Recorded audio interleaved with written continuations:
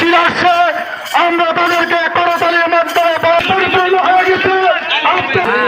Chairman ছিল এখানে, তখন কিন্তু আমি এই ববিতা সিংহের থেকে সবচেয়ে বেশি ভোট পেয়েছিলাম, তাই নেই?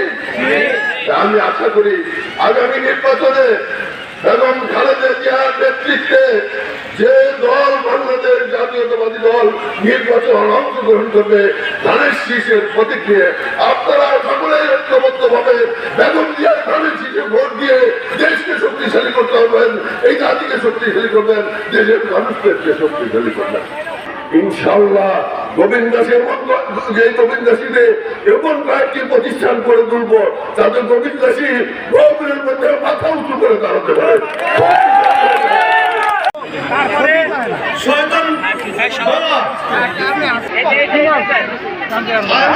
সবাইকে ধন্যবাদ।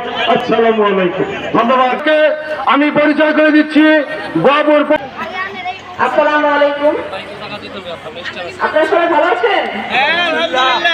সবাই হাত তুলেন, বলেন ভালো আছি আলহামদুলিল্লাহ। যখন আপনারা বলবেন আলহামদুলিল্লাহ ভালো আছি, আল্লাহ উপর থেকে খুশি হয়, খুশি হয়ে আপনাদেরকে আরো ভালো লাগবে ইনশাল্লাহ। বলেন ইনশাল্লাহ পারবো। সবার আগে বাংলাদেশ, ঠিক কিনা? সমস্ত দায়িত্ব আশা করি যে কয়েকদিন আগে থেকেই ওনারা মানসিক প্রস্তুতি নিয়েছেন যে আমাদের ওখানে যেতে হবে। সকলকে ধন্যবাদ। আসসালামু আলাইকুম। করতে হবে আপনাদের, তাকে ভোট দিয়ে জয়যুক্ত করে পবিত্র সংসদে পাঠানোর ব্যবস্থা করতে হবে আপনাদের। আগামী 26 সালে ফেব্রুয়ারি মাসে যে সংসদ নির্বাচন হবে, সেই সংসদ নির্বাচনের সময় আমাদের প্রান্তীয় নেতা আব্দুল সালাম বিন্দুকে ধানের শীষের প্রতীকে ভোট দিয়ে তাকে জয়যুক্ত করবেন। উনি গত 3বার এই ভারপুর গোপালপুরের এমপি ছিলেন, আপনাদের উন্নয়নের কাজ করেছেন।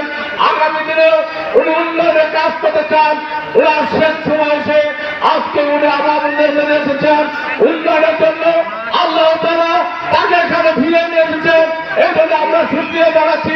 প্রথমে দাঁড়িয়ে স্মরণ করছে বাংলাদেশ জাতীয়তাবাদী দল জাতীয়তাবাদের চেয়ারপারসন, এদেশের মানুষের ভোটে নির্বাচিত 3বারের প্রধানমন্ত্রী দেশপ্রেম বেগম খালেদা জিয়া আজকে অসুস্থ আছে, তার জন্য প্রথমে আমি দোয়া চাচ্ছি। বিএনপির পক্ষে, মহিলা দলের দানশীলের পক্ষে যে জাগরণ সৃষ্টি করেছেন, আগামী 26 সালে যে নির্বাচন হবে, সেই বিএনপির পক্ষে, দানশীলের পক্ষে এই জাগরণকে ধরে রাখার আহ্বান জানিয়ে আমার কথা শেষ করছি। সেই কারণে তৎকালীন নেতারা ঈর্ষান্বিত হয়ে আমাদের এই প্রিয় নেতাকে এই বৃহত্তর পরিবার তথা তার পরিবার থেকে বিচ্ছিন্ন করে কারাগারে নিক্ষিপ্ত করেছিলেন। খবর কি শুনছে? এই তো কিছুদিন আগে অগ্রণী ব্যাংকের ভয় ব্যাংকে শেখ হাসিনার সেই অ্যাকাউন্ট থেকে 832 বর্ণ পরিস্বর্ণ পাওয়া গিয়েছে। তাহলে দুর্নীতি করে 832 ভরি স্বর্ণের জন্য তার কি হবে ভাইরা? পর্যন্ত প্রত্যেক দিন নেতা কর্মীকে কেন্দ্রে পাহারাদারের ভূমিকায় থাকতে হবে। মানুষের সকল গুণাবলী ওনার মধ্যে আমরা পেয়েছি।